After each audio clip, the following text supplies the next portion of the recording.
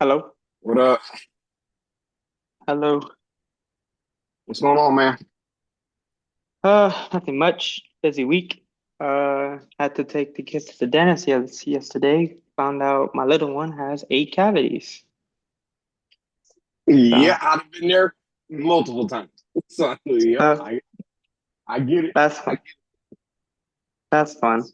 hmm You got to spend that money, man. Yeah. So, Yeah, it's all good. It's all good. Hey, which module that I had you go over?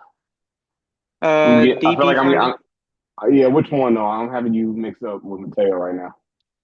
Uh, The man technique. yeah, I have that one because I got to the drills. So right now on my notes, I have the drills for a shuffle man turn. Okay. Um, And then I also wrote down, uh, I kind of mixed them up a little bit. I've also have the pace pedal, the V drill. So I Okay. think that's like the main coverage. And then I got to the press man stance and off man stance Perfect. All right. Yep. last All right. week. Just Perfect. Perfect. Perfect. Okay. That's what I thought we had. Okay. Gotcha. All right. Okay. So when we look at the stance, give me your breakdown of what the stance was. for press man or off man. Press man. So for Pressman, what I have on my notes and kind of focus on is a lot of his head. What I kind of took back from it was shoulders and back. So the shoulders over the feet, square to the toe, square to the line of scrimmage, and then a Yep. flat back ready for contact, and then head Yep. and eyes focus on the numbers Yep. or stomach. Why are we specifically like? What is the goal behind that? What is the reason why we want to do that? So for man, the goal on that one is it's quick because it puts the player in position to be Mhm. effective at the line of scrimmage, and movement in a strong stance to help stay balanced and strike with power. So, like, if they need Yes. to jam them, they have that strong power to jam. Yep. And then our hands are in position, they're ready to go. But we're also Hmm. keying that midsection of the receiver, right? Hmm. So we want to make sure Hmm. that was the point, but also we got the balls of their feet, right? So we're sitting heavy on the balls of our feet. Hold on one second, man. Give me one second. I'm sorry. I got a call. I got to set up at 3:30. There you go. Sorry about that.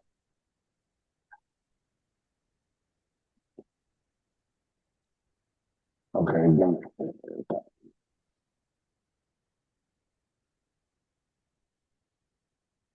All right. So let me do this. I hope it doesn't. The thing might time out on me, man. Hold on one second. Okay. I'm trying to share my screen, but I got my dual monitor thing going. You still there? Yeah, I'm still here. Perfect. Cool. Okay. All right. Let me share the screen.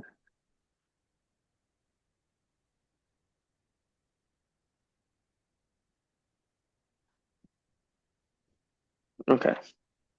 All right, can you see it? Yes.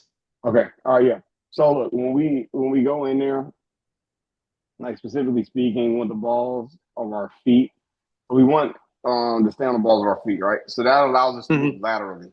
The biggest thing with the press man technique is to make sure that we can stay moving laterally. That's the key. Okay. Now right here, this is specifically a picture of one of Kamandre, one of my older guys. Um, Hmm. he was quick with his hands, but he had long arms, so I allowed him to be in this stance. You just want this to be a general base. Every kid is different, right? So you can see Right. Commande's arms; they're long, the length is there, so we're good on that point. But this is the position that we want to be at. It allows us leverage against any physical receiver. It also allows us to be able to move laterally as well by being on the balls of our feet. Does that make sense? Yep. We want to be sharp on that standpoint, right? Now, Hmm. break down the off man to me. So the off man I have is for alignment. So they want to be about 7 to 8 yards off of the receiver, so off the line of scrimmage. Yep. Um, I remember that one. And then the hands and eyes still. keeping their eyes on the quarterback and then reading the 3-step and 5-step drop. Shoulder and back, keep shoulders over the feet, square to the line of scrimmage, and maintain a flat back so you're ready for movement. And then also have keep your knees bent and like you're sitting on a chair and you stay balanced and be and athletic. Mhm. Keep your hands and arms in position to smoothly transition into your back pedal. I remember that one in high school. And then your feet should be slightly staggered. Yes, and you should stay on the balls of your feet as well on that one. Uh, Yeah, because you this want to be able to general cleanly push off of your back foot. right. And this is the general stance we want to be in right now. We don't want our guys to be robots. Okay. But we want to Mm-hmm. give them a baseline of what a base foundation of what the stance should be and what the stance should look like, correct? Okay. So, Correct. you got your skill guys, you got your taller guys, you got this, that, and the other. But you always want to have some type of knee bend whenever you're operating. Okay. Because if you're playing straight up, you're losing a step. And then once you go against elite level players, elite level guys, that step is important, right? So whether it's fitting on a run Mm-hmm. and we have to hit that gap as soon as possible, or whether it's um, you know, we have to drop a dig, we have to hit it, we have to be able to play any type of combination, switch route, whatever that may be. We got to be able to have a good knee bend in order to transition. So that's why we want to focus on those little things. That's why the little things are important when it comes to that. Does that make sense? I got yes. So I got one question on the off man Yeah. stance. Yeah. So what if we or me myself run into a player that's more into like it's not like their shoulders are not square to the line of scrimmage, but it's more of a kind of back to the sideline type of Oh, that's stance. that's technique. That's technique by the coaches. Okay. So That's with a, so. All right. Let me do uh, this. So I'm gonna answer your question this way. Okay. mm-hmm, The um. Da, da, da, da, da, da, da. So we're gonna draw it up. mm-hmm, You see the whiteboard? mm-hmm, All right. So let's do it like this. So when we talk about that type of stance, here's our mm-hmm. ball. So that's our line of scrimmage, correct? Here's our QB Yes. asset. So let's say we do it on this side. So let's say we have a tight end at home. And there's our Z. Here's our corner. Let's say that corner is cocked. The reason why he's cocked is because he wants vision inside. Okay. More than likely, Mm-hmm, when that corner is cocked, there's two things. More than likely, we're playing a zone style defense. All right. So mm-hmm. here, let's call that my free, for example, a cover two look, because I know that I'm reading the out of number two and I can jump that right now. We're looking at the release of number one, whatever. Okay. So we Mm-hmm. have that aspect, right? Also, when we go, you also have um, an off man. Okay. So you're looking for an off man technique. So now this is probably a guy sitting anywhere from 7 to 8 yards off. Okay. Eyes are on the quarterback for a 3 to 5 step drop. Okay. Does that make sense so far? Yes. Okay. Now, if he's playing an off man or a zone or some type of trap, we still have safety help over the top because more than likely he's playing a two man look. So we're still playing man underneath with our corners, but we understand we have help over the top with our safeties. So that Okay. allows us to be more aggressive because if we do get beat over the top, if we do get beat inside, we're playing a trail technique. So we're going to play underneath the receiver. So say my Z got here, we're going to be underneath the receiver and we're going to trail him on the route, understanding that we got help with that free safety. Okay. Does that make sense? Yes. So if I'm playing a true man, right? If I'm Mm-hmm. playing a true man, I do not want to be cocked like that. If I am, I better be elite. Okay. Elite speed, elite ball skills. Okay. Okay. Now you can do it, but it takes a certain skill set in order to get that done. Right. Does that make sense? Yeah.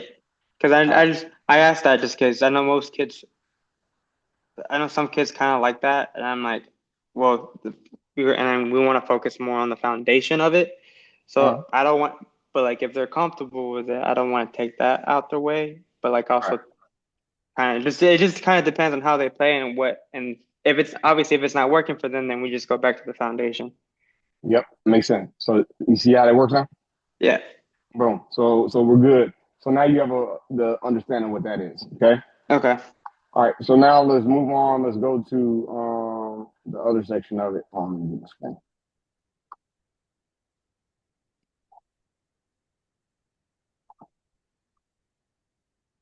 All right.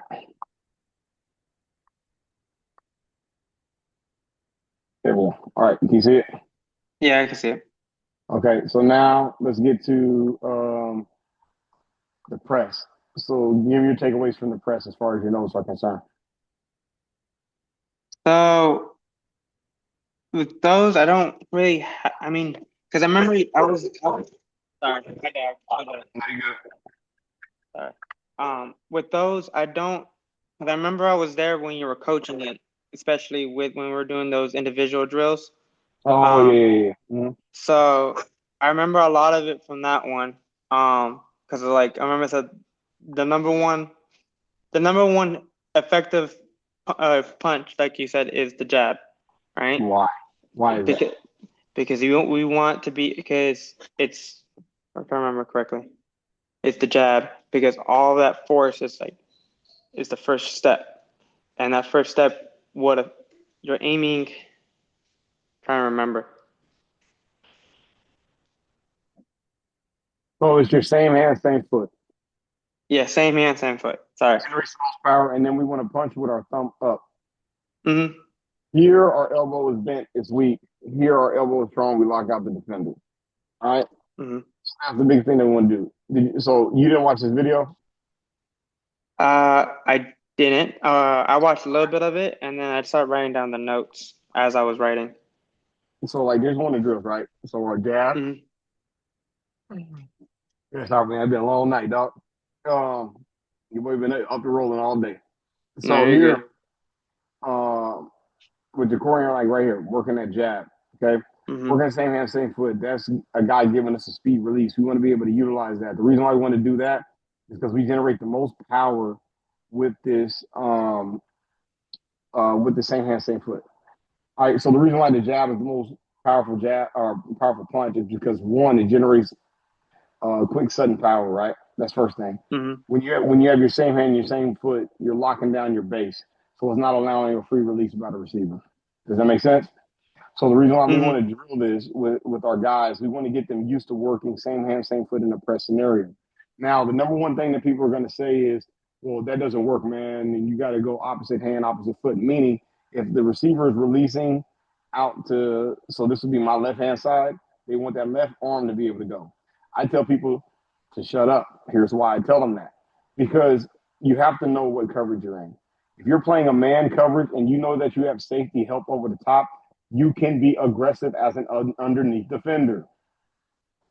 It's no Yeah. different than zone. It's no different than two man. Those are kind of one and the same when I say you can be as aggressive as you want in that underneath defense. Do you need me to break that down more? A little bit. You go deeper. All right, so let's do this. All right, let's go deeper. Look at that. See, I'm fancy now. I got my whiteboard working and everything, man. Uh, I feel like a real savant right now, man. All right, we good? You see it? Yes. All right. So look, so let's do it like this. First thing. So here's the ball. Let me just stay down. Here's our ball, our draw, right? Okay. So let's say we Mm-hmm. just have a traditional 2x2. It feels weird drawing on this while the pad's vertical, man. Okay. All right. So right now, let's set our end here, our tackle on a 3, our nose and a 1. And all right, so that's our front. Here's our corner. The back is set to the strong side, to our left as a defense. Here's our nickel. So then our mic is going to be a line here in this A. Our wheel is going to be a line here in this open B. Now, unless you want that Well, actually, it's this. Just erase that. I'll put the end here. Put him head up. Okay, dog.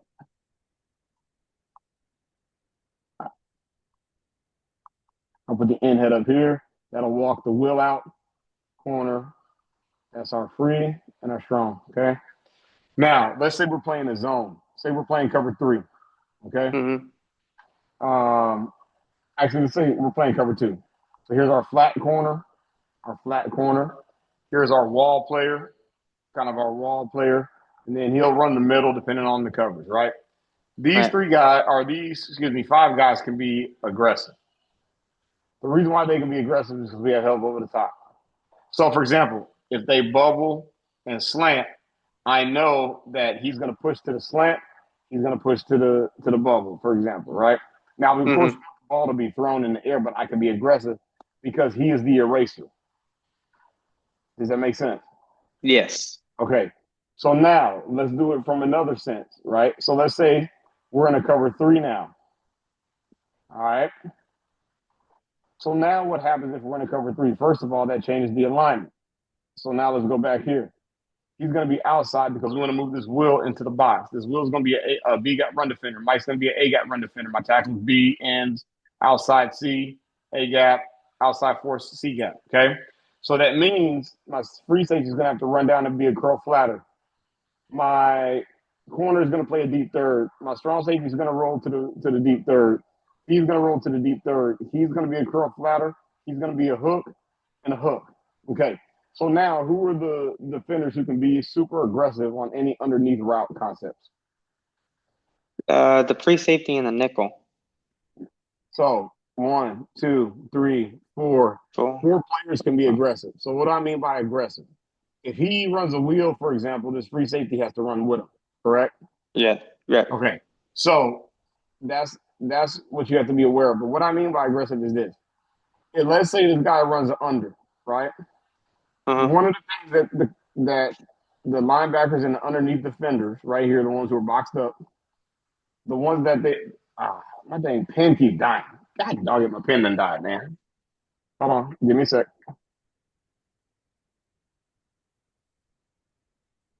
Uh, oh, okay, we're back. We're back. We're back. All right.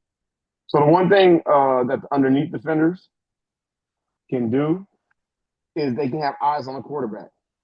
So, for example, if my eyes as the QB are looking this way, my defenders can move. My defenders can move. My defenders can move. My defenders can move because his progression point, if he looks out at the number one receiver here, or excuse me, the number one receiver here, number two receiver there. So here's my number one. Here's my number two. Depending on the route concept, let's say he wants to run an over here somewhere, he could be number three, depending on the concept. For example, my progression as a quarterback is going to go from one to two to three. The reason why I can be super aggressive in my underneath defense because if the eyes are looking this way, I can get into the throw window now. Does that make sense? Yes. Okay. So let's say for whatever reason you get a concept like this, you get a dig route, and let's say that you get some type of sit down. All right. So Mm-hmm. the number one read is going to be here. I can stretch to this flat, for example, if I'm a curl flatter at the nickel, but also my mic is stretching to the hook. So the number one read is going to be like this. If my nickel goes out too wide, he's going to hit that slot. But what he really wants to hit is that dig. So I want to occupy the eyes of my underneath defender in order to open up the throw window, which is right here. Do you see that throw window? Mm-hmm. Now, the reason why my mic can steal it is because if my eyes are here by a quarterback, I can push through that throw window right now. The reason why I can push through that throw window is because I know I have a wheel that's pushing through to the next window too. So my progression as a quarterback from, let's just call it one to two to three, for example. So he would be number one now. He would be number two. He would be number three. So his progression goes from here, can't throw it there, nickel sitting. Okay. Progression number two is here. By the time he gets to progression two, I better have a body right there in that window. Right. Now, let's say you get to progression number three. Progression number three, let me clean it up for you a little bit. Okay. So All right. now, here we go. So now, progression number three. is right here. So now my man here, God, there we go. So now progression number 3, let's say he's coming through the throw window here, for example, right? It's a Mm, bad concept. I'm just trying to give you an idea. So let's say he's coming through for like a high-low type of concept, right? So let's say mm, they're running a mesh point, he's coming across, whatever. You know, that could be mm. number 1, number 2. Number 3, by the time the quarterback's eyes go from 1 to 2 to 3, this wheel should be in that throw window right now. Okay. So when you play zone and you're an underneath defender in zone, you're really eyeing the quarterback because now I can push to my flat, I can push to my strong hook, I can push to my weak hook. I know I got a curl flatter here, meaning these guys should be on a line. Does that make sense? Yes. I got a question. I think FSP, I could be wrong if FSP did this or not, but what if they go a 3-by-1? Would it work the same way? Yes, it's zone. Okay. So let me do it like this. Hold on. I got to figure out how to make this pen thicker. I don't know how to do that. Let's see. Okay, so now let's go 3-by-1.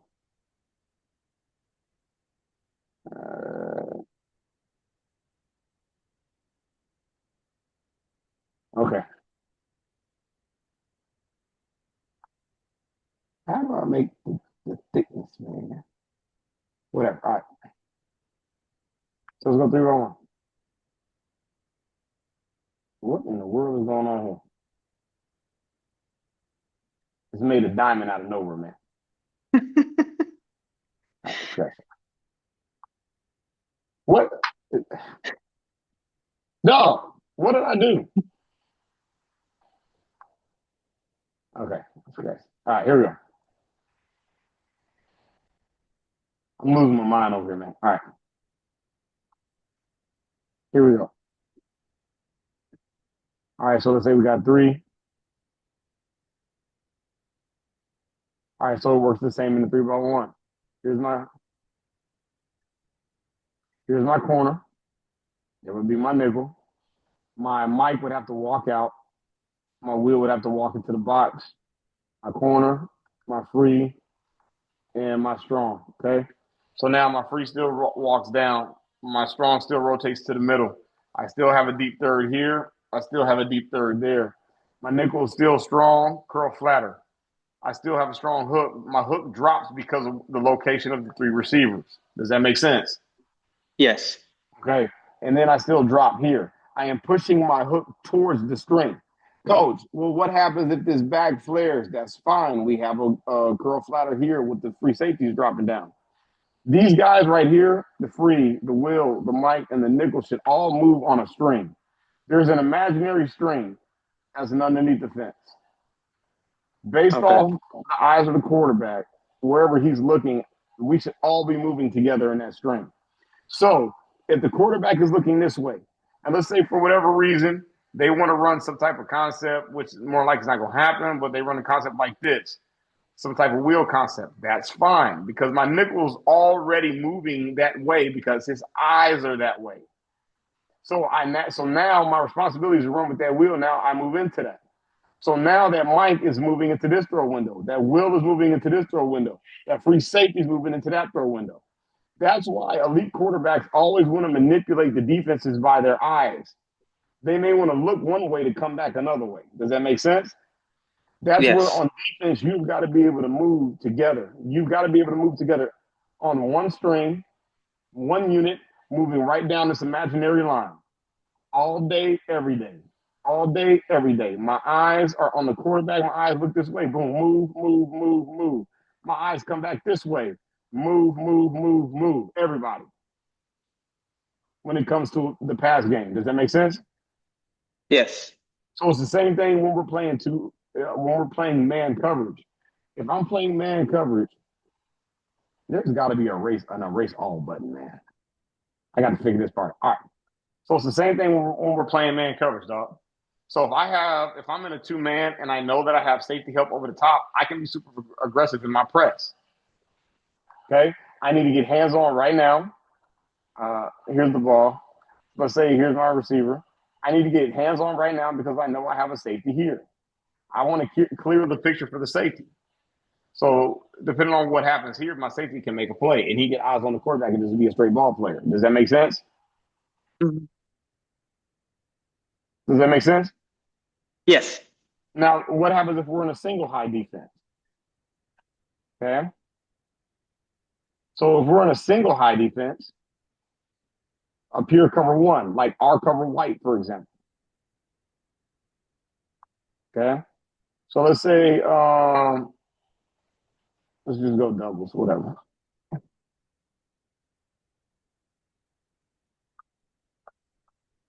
All right. So let's say we're in a pure cover one.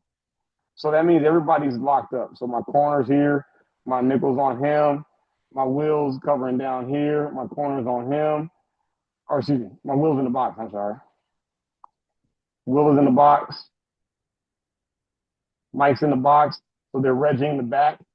So it's 2-on-1 with the mic in the back. Okay.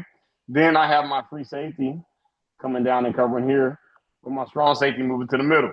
Okay. Single high, right? Now we're Hmm. gonna play an outside leverage with these defenders. Okay. So I'm still aggressive, but now I'm playing an outside leverage with the defenders because I'm gonna shade this side of the receiver. I'm gonna shade that side of the receiver. Let me draw another receiver now. All right. So I'm gonna shade this side of the receiver.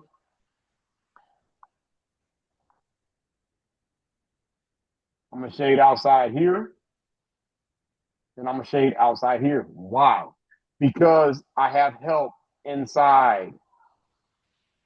So the whole goal in a press look is we want to funnel these receivers to our help. So if the back flare is here, this Mike is going to run with that flat, meaning this Will is going to become the low hole player. He is the free man underneath. My strong safety is the free man deep. So now I don't want to get beat by any type of outside route. I want to move my feet and I want to funnel that route back inside to where my help is here, my help is there. So that's why we can be aggressive in certain coverages. If we're playing, if we're playing zero, or if we don't have that initial help over the top, or if we don't have any low hole inside help, that changes how we play. Does that make Right. sense? Yes. Does that give you more clarity? It does. And then think and then just depending on the leverage, and depending on the leverage, obviously if you're using the outside leverage, you want to use like it depends on what kind of leverage is what arm or foot you're using, All right. correct? So if we don't want him to get outside, I'm not going to use my opposite hand. Yeah.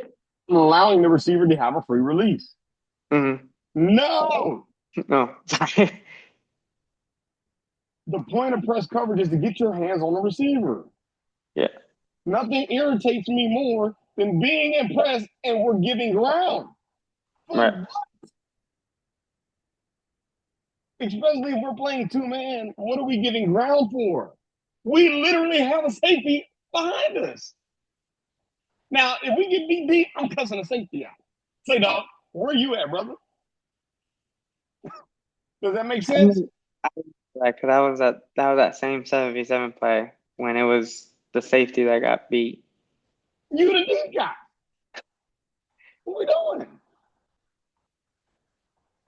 Does that make sense? Yeah, that makes sense. It also plays a factor um, in understanding like fits and all that have to be involved as far as the run. So that's a whole nother conversation. But just for general understanding, you got to understand where your help is and you got to understand situations. If it's a third and short, okay. Why are we playing off? Get your butt up there and go press down. If it's a Hmm. third and 10, okay, we might have to back off a little bit. It's a little bit of a different situation here. Hmm. So we have to be very much aware of how we use the tools and techniques. Hmm. Make sense? Yeah, that makes sense. I remember that too, and that's something like that I caught on to, kind of like basically situational football. To whereas we don't need to be pressed if it's like third and 10, third and long. But if it's like third and short, why? And I think that's even as like me, I remember playing and kind of watching it. I'm like, why are we? Why are even just watching a normal football game? Why are we? It's 3rd and 5, but yeah, we're playing off man. So, but I understand that. There you go.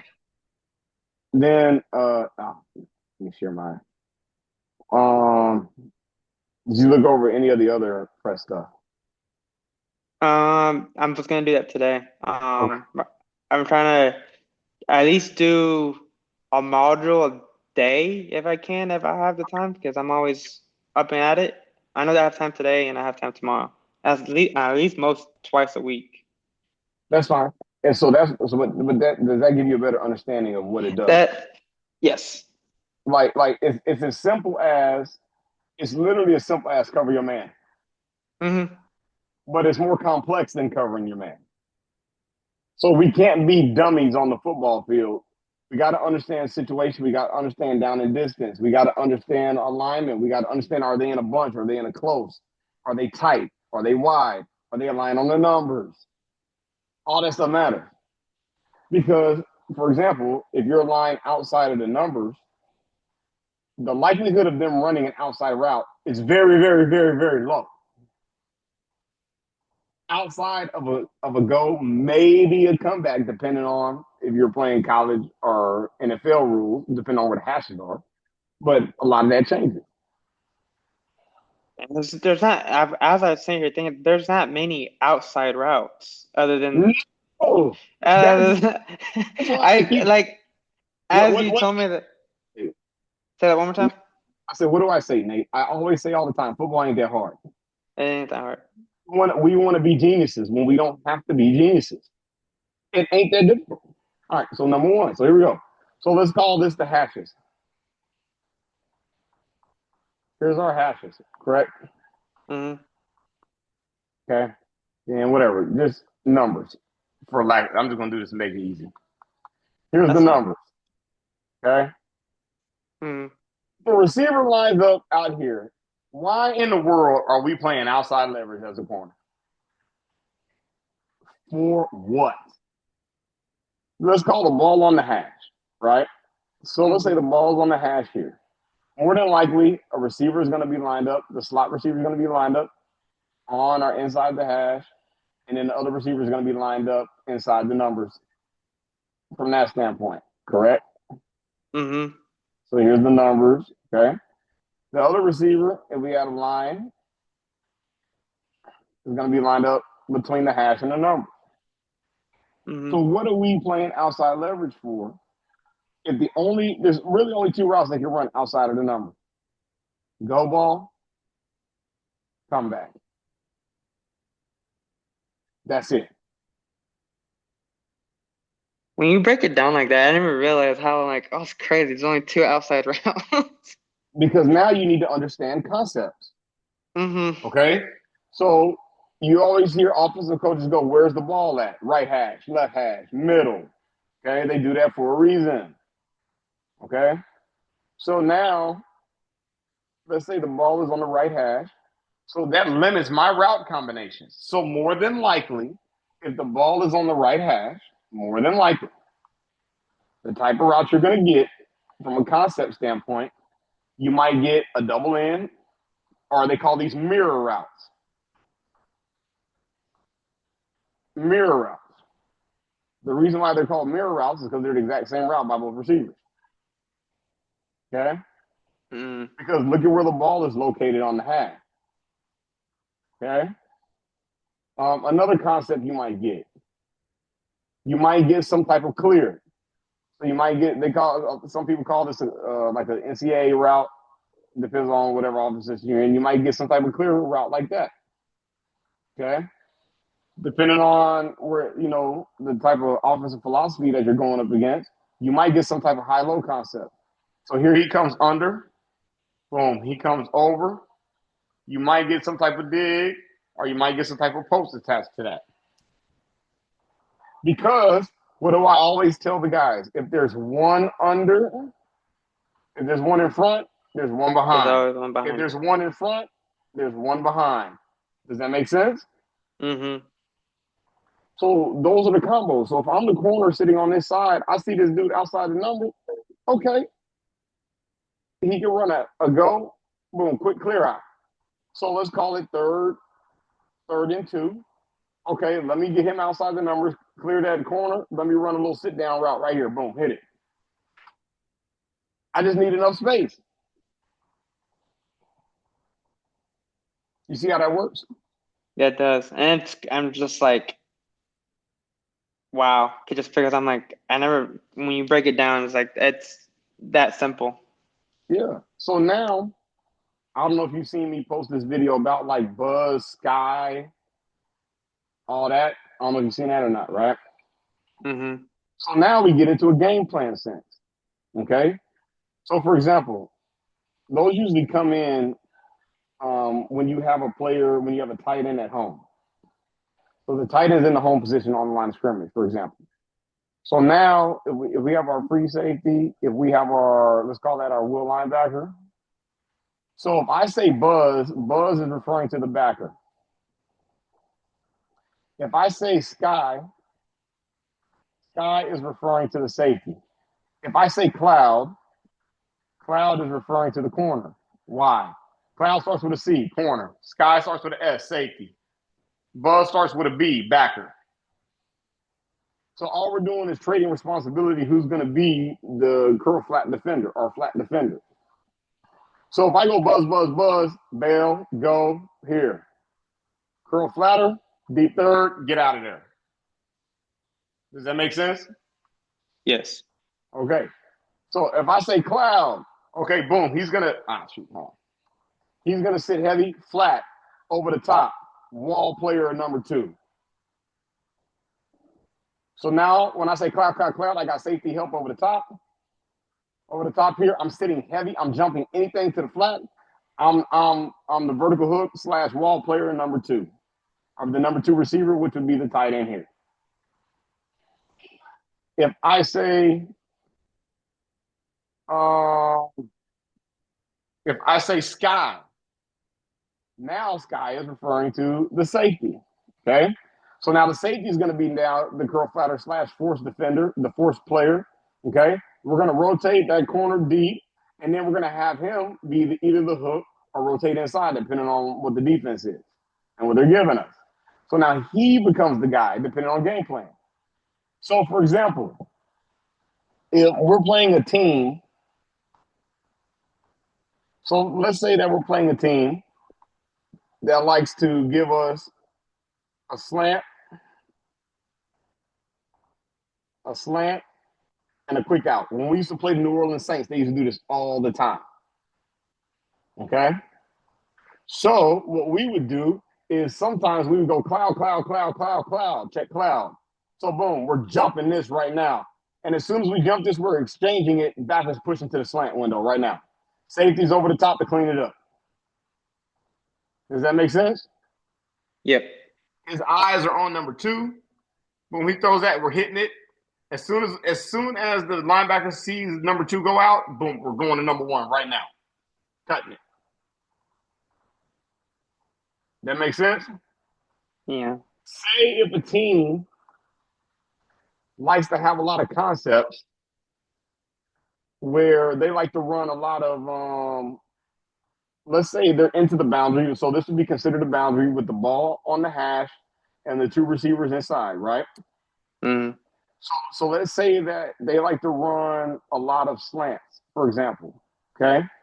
So then we might go sky, sky, sky. Slant, slant. He drives a slant. He's pushing to this window. He's in the slant window now. He's over the top. The corner's over the top for any double move. Does that make sense? Yes. So that's how all those things play a part together. That's how all those things work. That's how all those things operate. So when you look at it, it ain't that hard. It's very simple. Let's not It is. overcome. It's not, and I think the more I read through the modules and then going through this, I laugh every single time. And I'm like, yeah, Because you realize like it's really not as hard as I thought it was going to be. no, it wasn't. And then like even as a receiver and stuff like that, and coaching it, you find the holes and stuff like that. But even defending it, it's simple. And like going back to what I'm saying, like I never really thought about it because all I did was run my route. That the only two outside routes you got is a go and a comeback. Outside So of the it's number, there's no yeah. more room. So it's and I find that funny because like you don't think about it. You kind of just run your route, and then when you break it down, like yeah, because Where else I you go? can't think I can't think of anything else. Because if you have the receiver run a corner, that safety is there to grab it, just in Mm-hmm. case there to grab it. Right, It's the same thing with any dig or any out. right. And that's what we want to do, man. We want to have. Hold on one sec. Hold on. Okay. We want to be able to. We got to be able to understand situational awareness. See, this is why I wish we had more time with the guys. I can actually meet with the guys because it's Mm-hmm. just y'all are just dummies. Nobody's taught you this, and so if we understand situational awareness, though we out there flying around, and you can run basic coverages if we just understand awareness.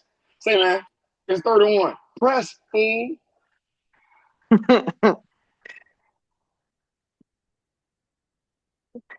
Let me. What's funny? What's funny? I knew that too. Even like coming into that, like if it's short, there's no reason for us to be off man. You're at that point, you're just giving them, yeah, and Okay. you're Else, you know what else irritates me? Offensively, if it's 3rd and 1, why are we in shotgun? yeah. That's another one that irritates me too. So I got to get the snap. The quarterback has to catch the snap. The quarterback has to take the snap, and then he has to hand the ball off to the running back who's already 5 yards behind the offensive lineman. Why not just get under center?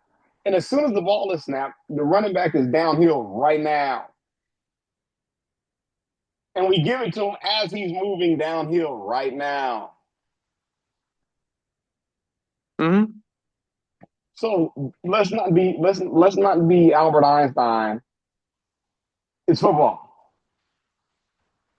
If he's outside the numbers, he's probably running that way. He's probably going towards the field. More than likely, that's where he's going. So okay, so then let's play it according to that. Either that or someone's coming underneath, So going what down. coaches want to do is coaches want to scheme it to where the players don't have to think about it. I tell the coaches, how about you teach the players to be smart people and look and play the odds. Say, man, if you're a corner and you're standing close to the sideline, more than likely the ball's going inside. Just for a Even rule of even like it's like even this I think of one play and that was the Minnesota Miracle. Everyone knew it was basically three corners, one low, one middle, one high, all going out of bounds, and it's because they were trying to stop the clock. And then there's a fence defense that you run to do that. So you layer your defenders. You Hmm. don't care if they go inside. The clock is our friend. We just gotta make the tackle. But He didn't. but that's what I'm saying. It's not complicated. Yeah. Let's not overcomplicate this. It's not magic science to this. It's really not. It's like, so let's play it for what it is. Look at the amount of receivers. Look at the alignment and look at the assignment. Are they stacked? Are they in a bunch? Are they in a tight? Are they in a true 2-by-2 formation? Those little things. And Hmm. especially doing at the high school level, you ain't seeing that much variation at the high school level. Mm-mm. And man, Because that's our dude over there. We getting our dude the football. hmm That's about it. that's usually how it usually goes in high school. If Right. it's if you have one dude that's that dude, he's getting the ball no matter what. So those are the concepts. Those are the concepts that you have to understand. So if you're going to teach this game, Hmm. you need to understand those concepts and you need to be able to relay that message to the players because there's nothing worse than a dumb football player. Okay. Also, when we're integrating the man technique, um, they need to understand where is our help at. Is it up top? Is it inside? Sometimes you may play inside leverage in order to force an outside. Sometimes in a two-man, coaches will teach, let's get inside leverage since the safeties are playing outside. It all depends. If we have a double team on, let's say we're doubling the slot and my safety's playing outside for whatever reason, he's splitting 1 and 2. So now my slot defender is going to be the inside player, and my safety is going to be the outside leverage defender. We'll lock number one. Number one has the Meg, man, everywhere he goes. That's what Meg stands for. And then it's me and you working the inside slot receiver, i.e., a Travis Kelsey, i.e., a George Kittle. Who's another tight end? Or I'm trying to think off the top of my head. Whatever. But those type of guys that will double team with the safety, backer, safety, nickel, whatever it may be, we'll double team those guys and we'll do it based off leverage. That makes sense? Yep. That's all it is, man. So look, so the next thing we need to do, I want you to finish the modules Hmm. um for the man foundations. But then Hmm. after that, let's just do how do you feel about the man stuff? Pretty good. I'm probably gonna, after this, probably go down and go through the notes again and read them and write them down. Okay. But I should be okay with it. All right. So look, we'll finish that portion and then we'll get into the tackling. So we'll reconvene on the man stuff. And then we'll get into the tackling after that. Okay, All right. All right, man. sounds good. That's all I got. All right, no worries. See I'll see you next week. you next week. Bye.